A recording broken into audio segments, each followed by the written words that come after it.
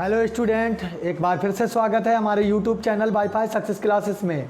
जैसा कि हम आपको करा रहे थे, चौथा चैप्टर है। अगर सभी चैप्टर को मिलाते हैं तो वो 13वां चैप्टर हो जाता है। दोनों किताबों को ऐड करते हैं तो वो 13वां चैप्टर हो जाता है। एथिल अमीन, इस वीडियो को जो एथिल अमीन का टॉपिक है और अमीन का, इसके दो पार्ट हो जाते हैं।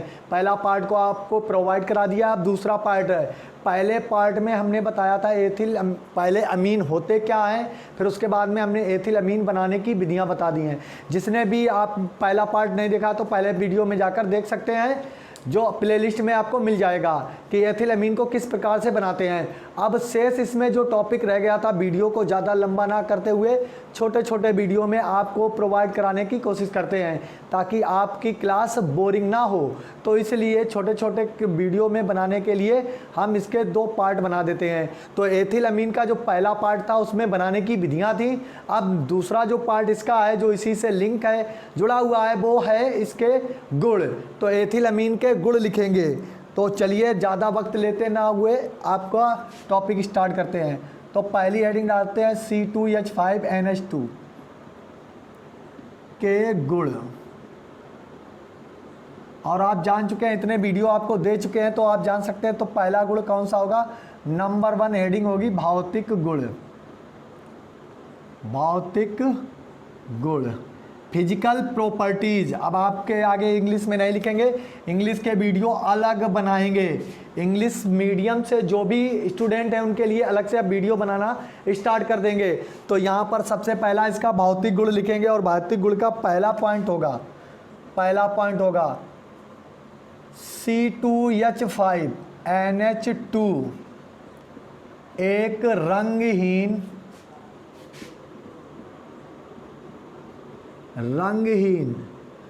ज्वलनशील गैस है। ये इसका पहला पॉइंट है। एथिल अमीन एक रंगहीन ज्वलनशील गैस है, ये पहला पॉइंट हो जाता। दूसरा, इसका क्वथनांक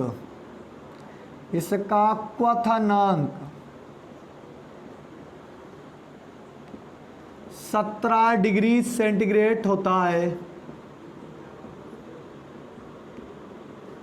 नंबर 3, एथिल अमीन C2H5NH2 में अमोनिया। अब भाई अमोनिया जैसी गंध अगर आती है तो इसमें अमोनिया से ही ये एथिल अमीन बनाया जाएगा, क्योंकि ये एल्किल अमीन, अमोनिया से ही ये NH2 आया है। अमोनिया जैसी गंध आती है।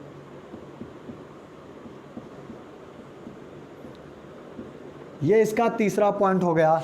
चौथा गुण लिखेंगे, पॉइंट वाइज आपको बता रहे हैं। यह जल में, यानी एथिल अमीन जल में अत्यधिक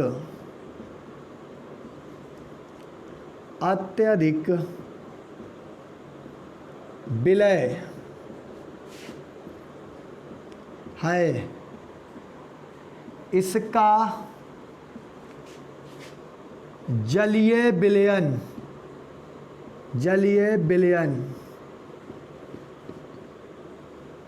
क्षारीय होता है।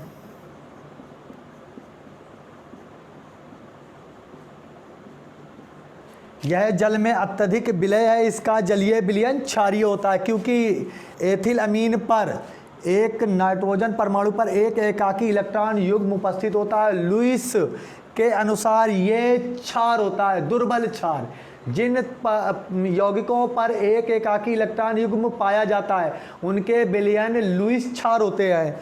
अब आ जाता है इसका लास्ट क्या, अभी इसके बाद में एक और लिख देते हैं। यह लाल लिटमस को नीला कर देती है। यदि आपको ये गैस मिल जाए, उसमें आप लिटमस पेपर ना मिले तो क्या करेंगे? लिटमस पेपर आपको यदि नहीं मिलता है, यदि एनिलीन गैस को आप जांचना चाहते हैं, इसका परीक्षण करना चाहते हैं ये लाल लिटमस को नीला कर देती या नहीं, तो गुलाब की पंखुड़ी वो जो लाल होती हैं उनको इस गैस में डालिए, यदि वो इसको नीला कर दे तो इसका विलयन क्षारीय होता है। इसमें लास्ट पॉइंट आ जाता है, इसमें हाइड्रोजन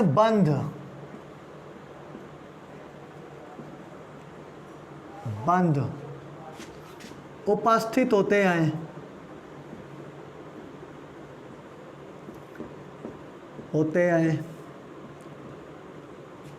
जैसे यहाँ पर हम बता देते हैं हाइड्रोजन बंध कैसे होते हैं। जैसे लिखेंगे C2H5N और यहाँ पर लिखेंगे HNH, हो गया। नहीं, इसी H को यहाँ ले लेते हैं और इसके बाद में यहाँ पर लिखेंगे NH और H, NH2 लिखा और C2H5।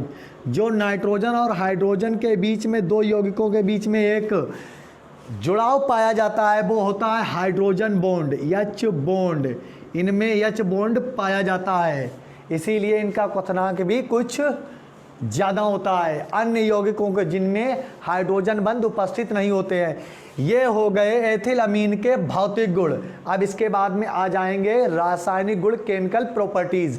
केमिकल प्रॉपर्टीज़ में रासायनिक अभिक्रियाएं करनी होती हैं, कुछ में नहीं करनी होती है। एक दो पॉइंट ऐसे होते हैं जिनमें रासायनिक अभिक्रियाओं को कोई महत्व नहीं होता है, सिर्फ उनमें लाइन को ही बताना होता है क्या आखिर प्रॉब्लम है। ठीक है, क्या इसके बारे में डिस्कस करते हैं। तो अब आ जाते हैं नेक्स्ट पॉइंट, रासायनिक गुण। इसको आप सही से पढ़ लें क्योंकि ये बहुविकल्पीय प्रश्न बनाते हैं। ये जो है भौतिक गुण से ही बहुविकल्पीय प्रश्न बनते हैं कि ये जल में विलय है नहीं है, बताना होगा आपको एक एक नंबर का प्रश्न। अब आ जाता है नंबर 2, रासायनिक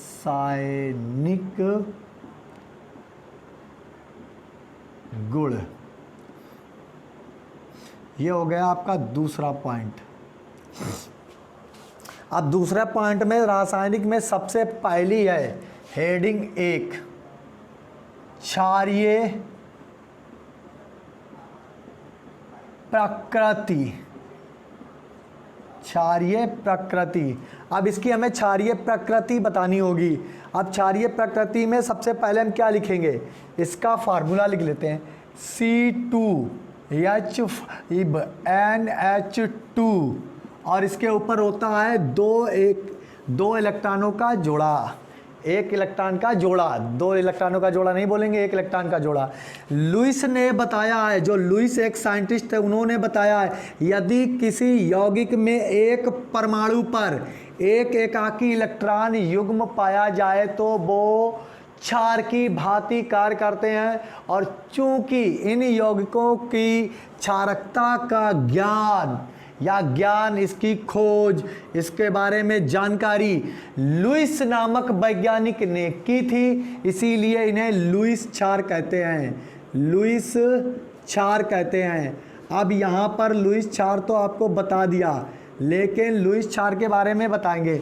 नाइट्रोजन में 7 इलेक्ट्रॉन होते हैं, इसे बोलते हैं 1s2 2s2 2p3, 7 इलेक्ट्रॉन हो गए। बाहरी कक्षा में कितने इलेक्ट्रॉन है, 5।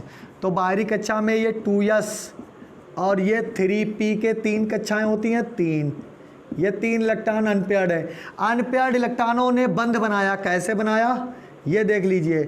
एक हाइड्रोजन यहाँ जुड़ा हुआ, एक हाइड्रोजन ये, एक इलेक्ट्रॉन यहाँ है, एक इलेक्ट्रॉन यहाँ, एक इलेक्ट्रॉन यहाँ। तो 1 2 3 इलेक्ट्रॉनों ने क्या किया है, बंध बना लिए। लेकिन ये जोड़ा बना रहता है, ये जोड़ा बना रहता है, जिसको हम क्या है, इस पर इलेक्ट्रॉन को प्रदर्शित करते हैं। तो इस पर ये इलेक्ट्रॉन जो हैं वे 2s वाली कक्षा के हो सकते हैं। ये वैसे एक ही कक्षा के 5 इलेक्ट्रॉन हैं, लेकिन बंद स्थायी 3 ही इलेक्ट्रॉन बनाते हैं। जैसे अमोनिया को लिखते हैं, अमोनिया के बाहरी कक्षा में 5 इलेक्ट्रॉन होते हैं, लेकिन 3 इलेक्ट्रॉन हाइड्रोजन के 3 इलेक्ट्रॉनों से, एक इलेक्ट्रॉनों से साझा करके अमोनिया बना लेते हैं।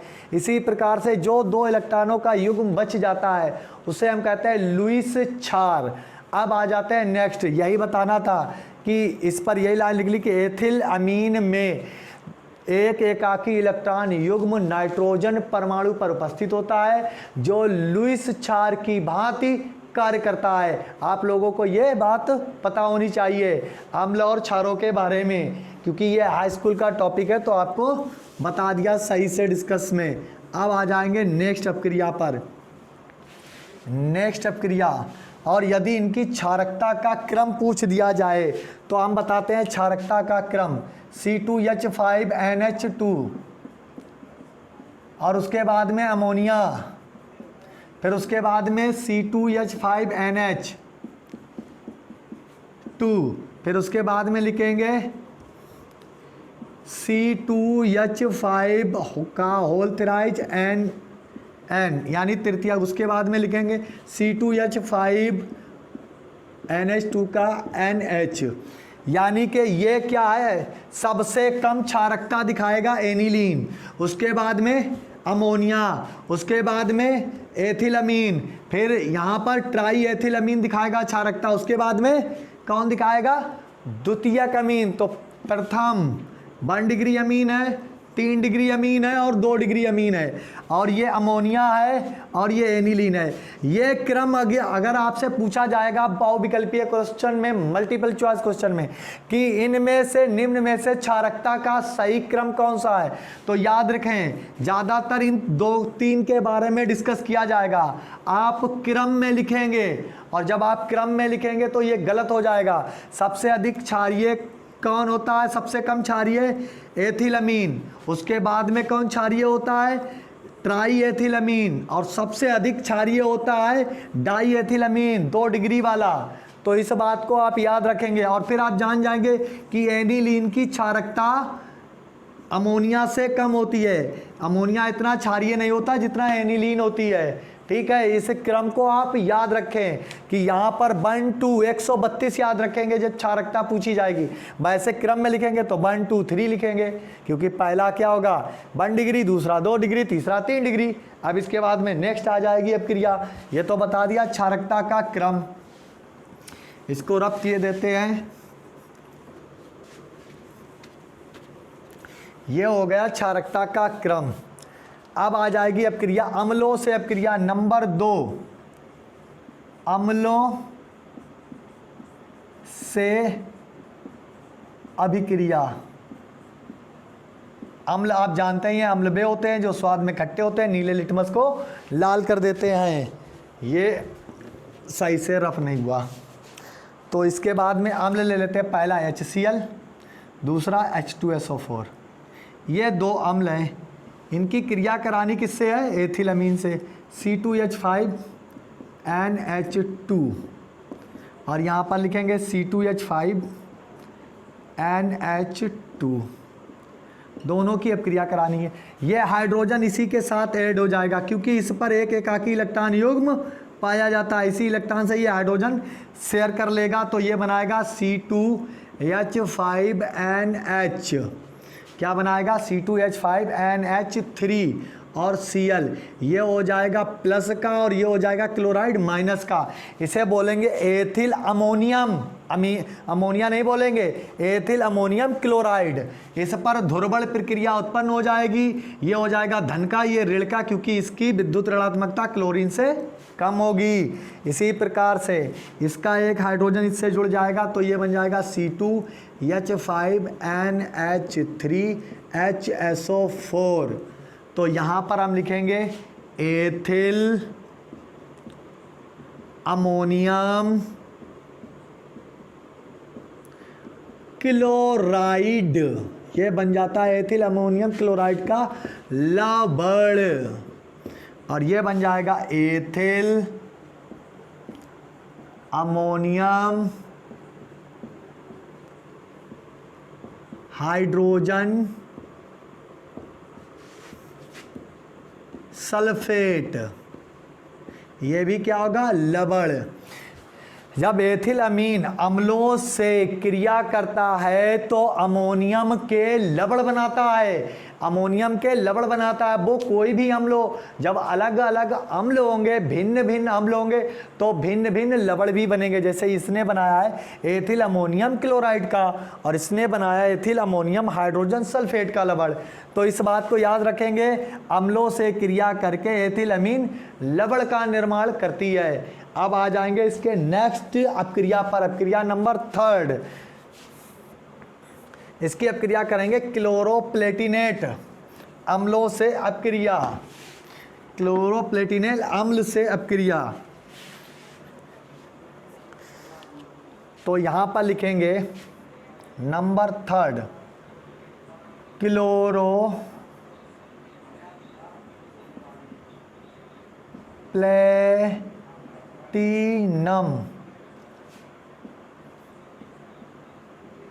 प्लेटिनियम, प्लेटिनियम होता है अम्ल।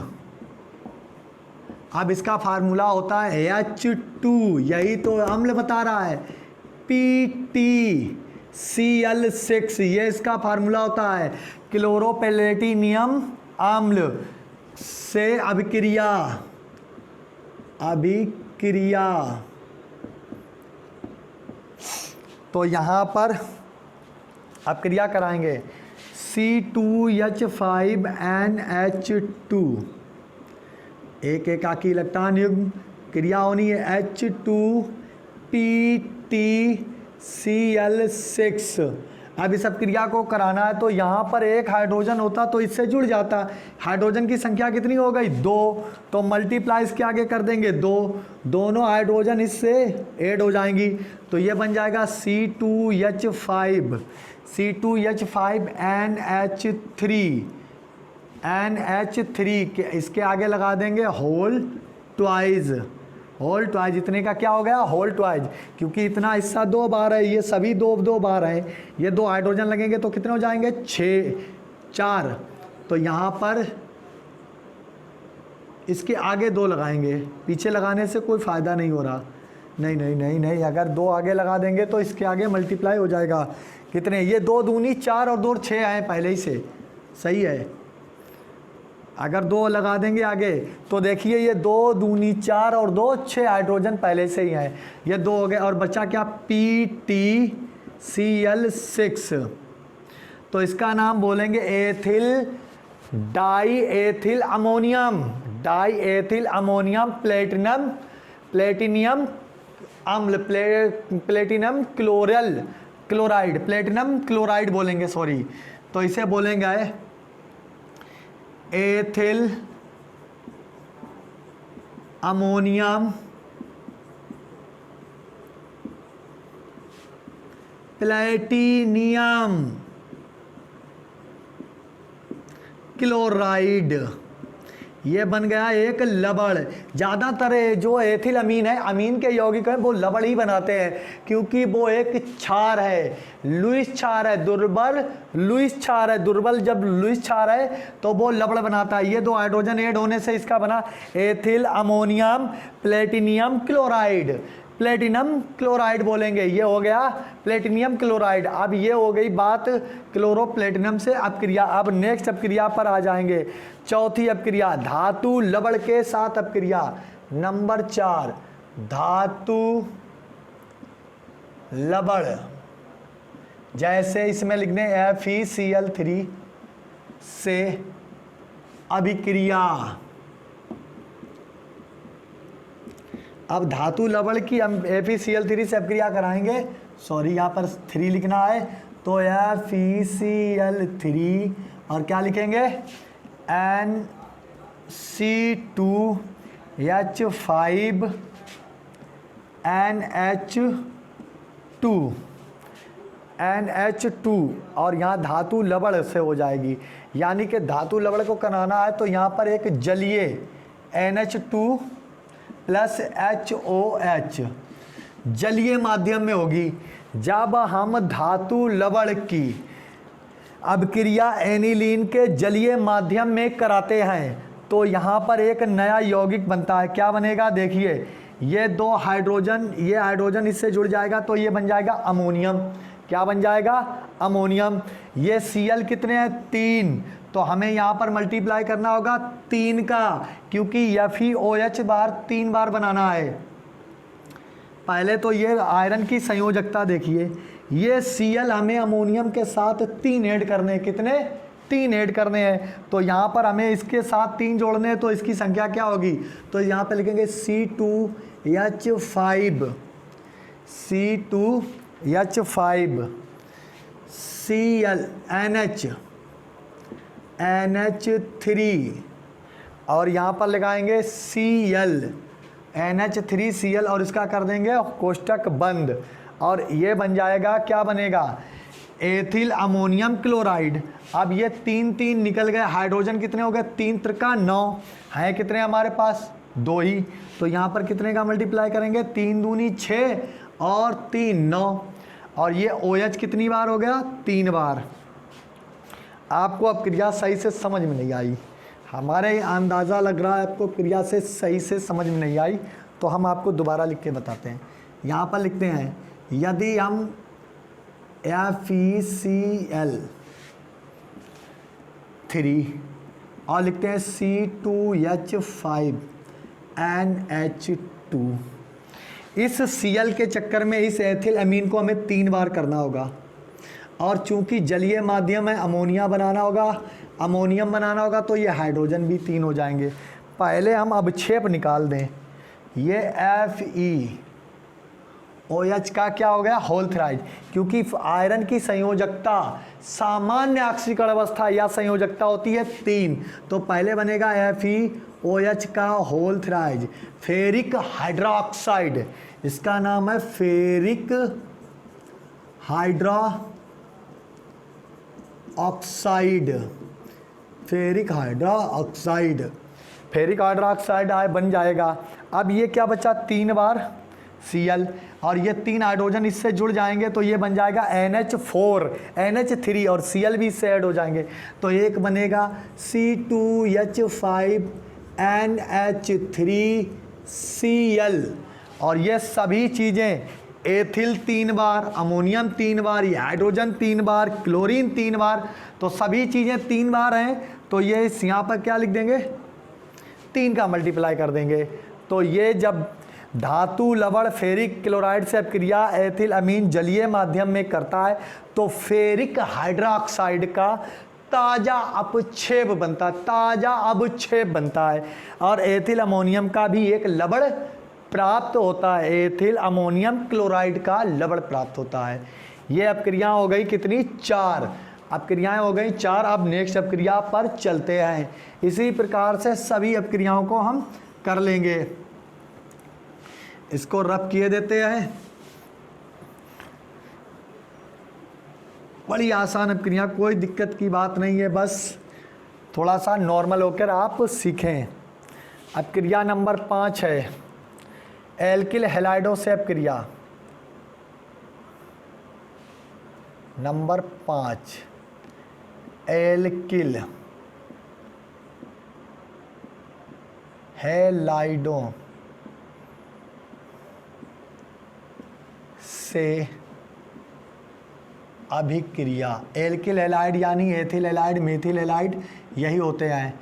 तो हम पहले लिख लें एनिलीन C2H5NH2, ये हमने लिख लिया एनिल। अब एल्किल हैलाइड का मतलब होता है R सिंगल बॉन्ड X, तो इस R की जगह पर हम क्या ले लेंगे, C2H5, ये C2H5 और यहाँ पर ले लेंगे एक Cl। तो यहाँ बड़ा आसान एक यौगिक निकल जाएगा, क्या निकलेगा, HCl पृथक हो जाएगा और बनेगा C2H5, C2H5 कितनी बार है, 2 बार, C2H5 का होल ट्वाइज और बनेगा NH और प्लस में क्या निकल जाएगा। यदि हम चाहें तो इसका एक लवण यौगिक भी बना सकते हैं, ये हाइड्रोजन जो है इस क्लोराइड के साथ में जुड़ा रहेगा, इसको निकालें नहीं, इसकी अपक्रिया एडिंग करा दें, योगात्मक अपक्रिया, हाइड्रोजन क्लोराइड को पृथक ना करें। तो यहाँ पर जो इसके ऊपर लोन पेयर पाए जाते हैं ये क्लोराइड इसी से ऐड कर दें, तो ये हो जाएगा NH2Cl, तो इसका नाम हो जाएगा डाई एथिल N, होगा क्योंकि नाइट्रोजन से लिखे आए N, die ethyl ammonium chloride, ammonium chloride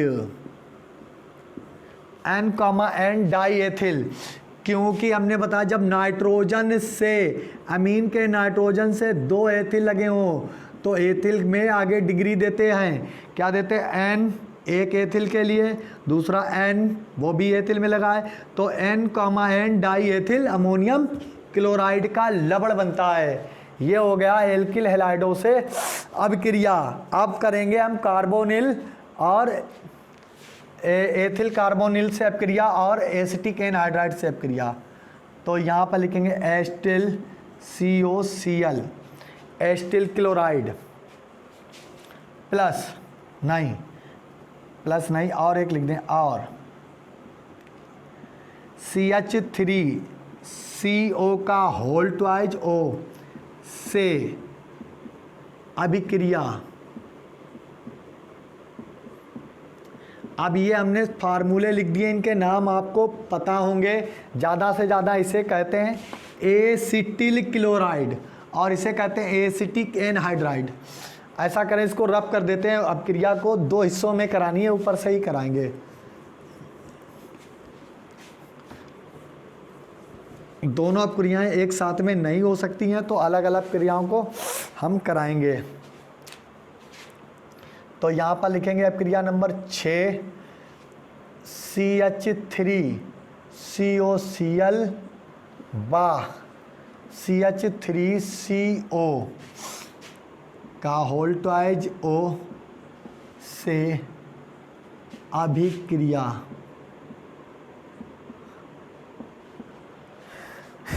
आप देख लीजिए, आप पहले लिखेंगे C2H5 NH2 प्लस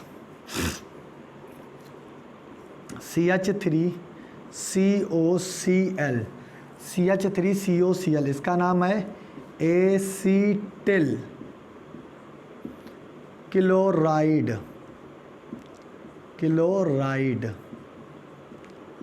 ये एसिटिल क्लोराइड है।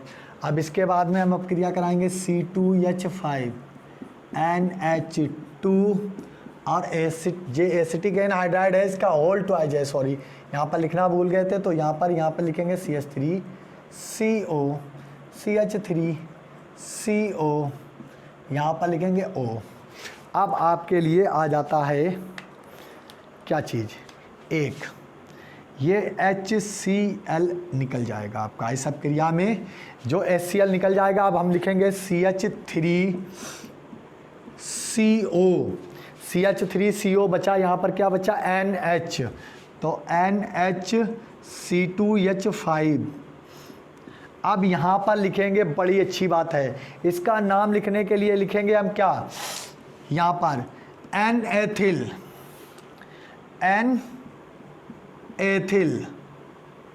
क्योंकि नाइट्रोजन से लगा है एथिल, N-एथिल एसीटामाइड। देखिए इतना एसीटामाइड है, N-एथिल एसीटामाइड, क्योंकि एसीटामाइड का फार्मूला होता है CH3CONH2। इसका एक हाइड्रोजन खत्म हो गया, तो बता रहे हैं हम N लगा है एथिल एसीटामाइड, N-एथिल एसीटामाइड का लवण बनता है और क्या निकल जाता है, HCl पृथक हो जाता है।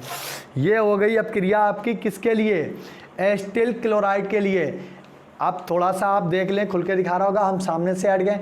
एस्टिल क्लोराइड को जब हम एथिलअमीन के साथ में गर्म करते हैं तो क्या होता है, HCl पृथक हो जाता है। N-एथिल यानी कि N-एथिल, ये N नाइट्रोजन से लगा हुआ एथिल, तो N-एथिल और इतना क्या एसीटामाइड प्राप्त होता है और एथिल एसीटामाइड का लवण प्राप्त होता है। अब क्रिया नंबर इसकी बी है, बी पार्ट में हम कराएंगे एस्टिल क्लोराइड से अपक्रिया। तो यहाँ पर दो हाइड्रोजन, यहाँ देखो ये दो हाइड्रोजन दिखाई दे रहे हैं आपको, क्या निकाल दिया, जल का अणु बाहर हो जाएगा, तो यहाँ पर क्या लग जाएगा, वैसे ही लिखेंगे, ये दो अणु नाइट्रोजन से लिखेंगे, नाइट्रोजन से बंध टूटा है, टूट गया, तो यहाँ पर लिखेंगे CH3CO जुड़ गए, और इधर क्या लगा है यहाँ पर C2H5, तो इसका भी नाम लिखेंगे, देखो N ethyl di acetamide, di acetamide हो गया यहाँ पर, क्योंकि यह acetic anhydride, N acetic anhydride बोल सकते हैं इसे।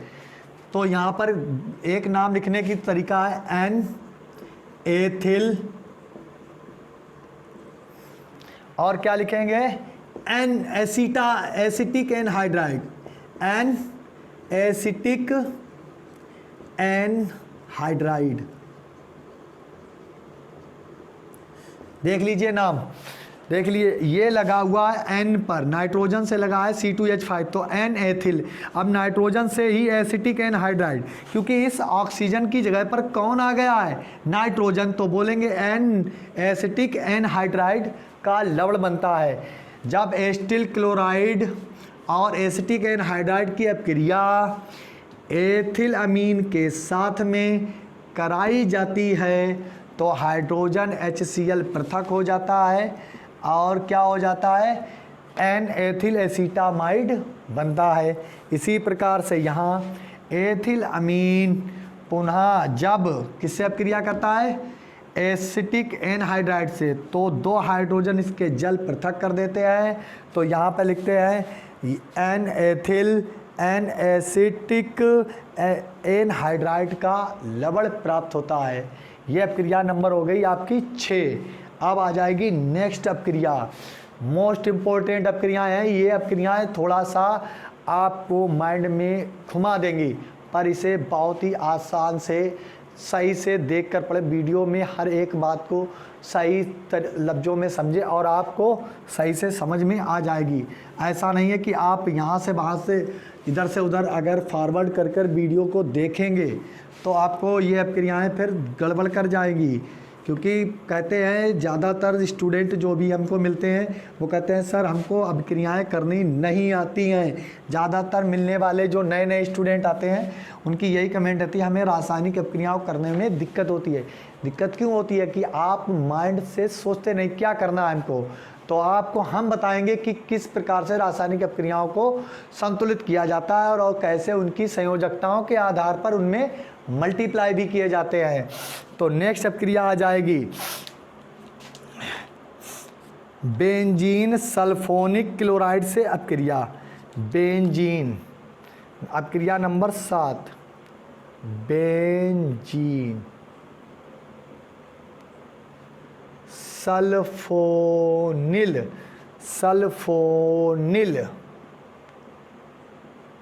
क्लोराइड से अभिक्रिया। अब बेंजीन सल्फोनिल क्लोराइड का अपक्रिया आपको मालूम नहीं होगा सूत्र, तो इसको हम लिखते हैं C6H5SO2Cl। ये हो गया C6H5SO2Cl। इसको हम बोलेंगे, अब इसके आगे हम क्रिया कराएंगे C2H5NH2। अब आपको अपक्रिया में दिखने लगा होगा कि हमें करना क्या है, और करना कुछ नहीं है भाई। करना होता तो यहाँ पर ये क्या हो जाता, HCl पृथक हो जाता। हमने बताया 100% आपको अपक्रियाएं करना सिखा देंगे। यहाँ पर जब बेंजील सल्फोनिल क्लोराइड, वहाँ क्या था एसिटिल क्लोराइड, यहाँ सल्फोनिल लगा है, तो बेंजील सल्फोनिल क्लोराइड से जब एथिल अमीन अपक्रिया करता है तो HCl पृथक हो जाता है। अब शेष क्या बचा, पहले हम लिखेंगे C6H5SO, जहाँ से बंद टूटा वहीं से लिखेंगे N, और यहाँ पर H, एक H अभी बाकी है और लिखा है C2H5। इतना बड़ा सूत्र होता है कि आपके लिए दिक्कत में आ जाता है। C6H5 ये लिखा है C6H5SO। आगे यहाँ पर HCl तो टूट गया, NH जहाँ से बंद टूटा है NH, NH से कौन जुड़ा है C2H5, और यौगिक क्या निकल गया है प्लस का HCl। इसका नाम लिखेंगे N एथिल, क्या लिखेंगे N एथिल। अब क्या है बेंजीन सल्फोनिक अमाइड। यहाँ पर बोलेंगे बेंजीन सल्फोनिक अमाइड, अमीन, यहाँ पर अमीन है, सल्फोनिक अमीन बोलेंगे, अमाइड नहीं। तो यहाँ पर एन एथिल, क्योंकि ये नाइट्रोजन से लगा हुआ है, इस हाइड्रोजन को ऊपर ले लें तो देख लिए नाइट्रोजन से ही लगा है, तो यहाँ पर एच अगर अंदर है तो कोई दिक्कत नहीं। तो यहाँ पर लिखेंगे एन एथिल बेंजीन सल्फोनिल अमीन बन गया। ये बन गया एन एथिल बेंजीन सल्फोनिक अम्ल। देखो एन एथिल इसको बोला, इतने को एथिल जो लगा हुआ है, ये बेंजीन सल्फोनिल, ये क्या है अमीन। NH2 को क्या बोलते हैं अमीन। NH बच जाए तो अभी अमीन है, क्योंकि अमोनिया से आया है तो अमीन बोला जाएगा, अमीन का कंपाउंड होगा। ये अपक्रिया हो गई किससे, बेंजीन सल्फोनिल क्लोराइड से। इतना लिख जाता है कि दूसरी अपक्रिया को लिखने का समय ही नहीं होता है। तो आ जाते हैं अपनी नेक्स्ट अपक्रिया पर। अगली अपक्रियाएं इसी प्रकार से अपक्रियाओं को करते रहते हैं। याद रखें, अगर आप अपक्रियाओं को सही से मेरे साथ में चलते हुए नोटबुक कर नहीं लिखेंगे तो फिर आपको ये बातें याद नहीं रहेंगी। एक बार फिर आपको बता देते हैं, यदि आप साथ में लिख के नहीं चलते हैं तो एक थॉट बोला जाता है कि केमिस्ट्री बड़ी बेवफा, रात भर पढ़ी और सुबह फिर खड़ी।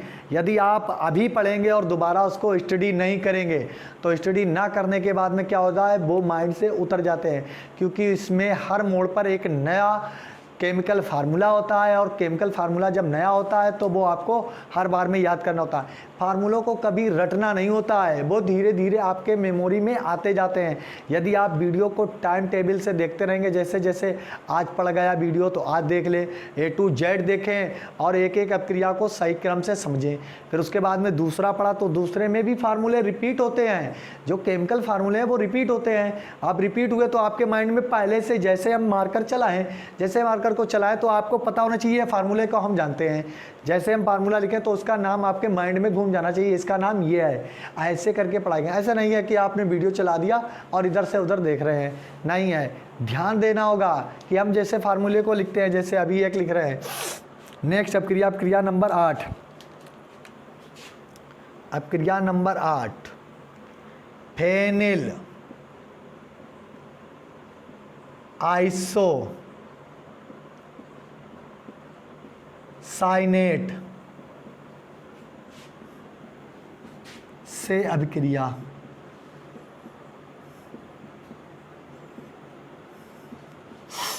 बनाते हैं।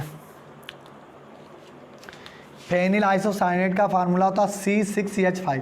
फेनिल का नाम बोल दिया गया तो फेनिल लिखिए, आइसो बोला है तो एन को पहले लीजिए, अगर साइनाइड बोला होता तो CN लिखते, और आइसो बोला है तो एन को इस तरफ ले लीजिए और C को उधर ले लीजिए, आइसो में बदल जाता है। तो आइसो बोला गया तो आइसोसाइनाइड, ये है आइसोसाइनेट, ये इसका नाम है फेनिल आइसोसाइनेट। इसकी क्रिया करानी है C2H5NH2।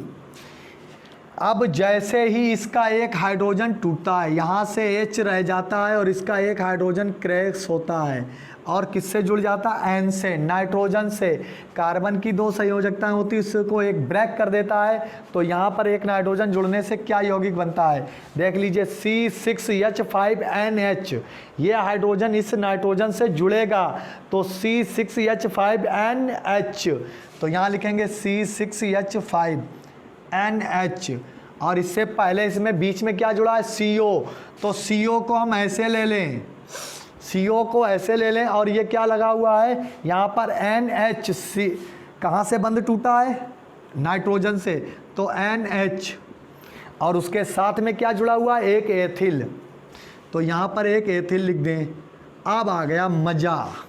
अब आपको तो बहुत सी चीज़ें, प्रयोगशाला में आपसे एक कमेंट करके बात पूछते हैं कि यदि आपको मालूम है यहीं पर जहाँ पर हम वीडियो में बोल रहे हैं, प्रयोगशाला में सबसे पहले बनाया जाने वाला कार्बनिक यौगिक कौन सा है, ये आप हमें कमेंट बॉक्स में कमेंट करके बताएं, और किसने बनाया ये भी बताएं। प्रयोगशाला में सबसे पहले बनाया जाने वाला कार्बनिक यौगिक कौन सा है ये बता दें, यहीं पर बताना है, क्योंकि आगे हम बता देंगे तो इससे पहले ना जाने। तो यहाँ पर ये क्या है, तो ये देखिए C6H5, तो सबसे पहले ये P से लिखा जाएगा, ये E से लिखा जाएगा। तो ये भी नाइट्रोजन से जुड़ा है, ये भी नाइट्रोजन से जुड़ा है, क्योंकि NH2 हैं, तो बोलेंगे N एथिल नाम लिखेंगे इसका, और इधर है N phenyl, N phenyl, N ethyl N phenyl, ये हो गया है। तो यहाँ पर N फेनिल, और ये आप इतना नहीं जानते हैं CO, और इधर लिखा हुआ है NH2, और इधर भी लिखा हुआ है NH2, इसे बोलते हैं यूरिया। इसका एक हाइड्रोजन टूटा है तो इधर C6H5 लगा हुआ है, और इसका हाइड्रोजन एक गया ब्रेक होके तो इधर लिखा है C2H5। तो ये बीच में इतना कंपाउंड है वो यूरिया है, तो इसे बोलेंगे यूरिया। क्या बन गया, N ethyl N phenyl urea, ये यौगिक बन गया, N ethyl N phenyl urea का यौगिक बन गया है। अब इसके रासायनिक गुण इस वीडियो में इतने ही रखते हैं, ज़्यादा बड़ा वीडियो हो जाने पर आपको दिक्कत हो जाएगी। अब इसका हमें पार्ट 3 बनाना होगा, इसके ये 2 पार्ट 3 हो गए। और कमेंट बॉक्स में हमें ये कमेंट करके ज़रूर बताएं कि प्रयोगशाला में सबसे पहले बनाया जाने वाला कार्बनिक यौगिक कौन है और किसके बनाने वाले वैज्ञानिक का नाम क्या है। तो इसको जिसने भी डिस्कवर किया यानी कि प्रिपेयर्ड किया है उस वैज्ञानिक का नाम कमेंट बॉक्स में बताएं। यदि हमारा वीडियो आपको पसंद आता है तो लाइक करिए, सब्सक्राइब करिए, और ऐसे ही चैनल को देखते रहिए। धन्यवाद।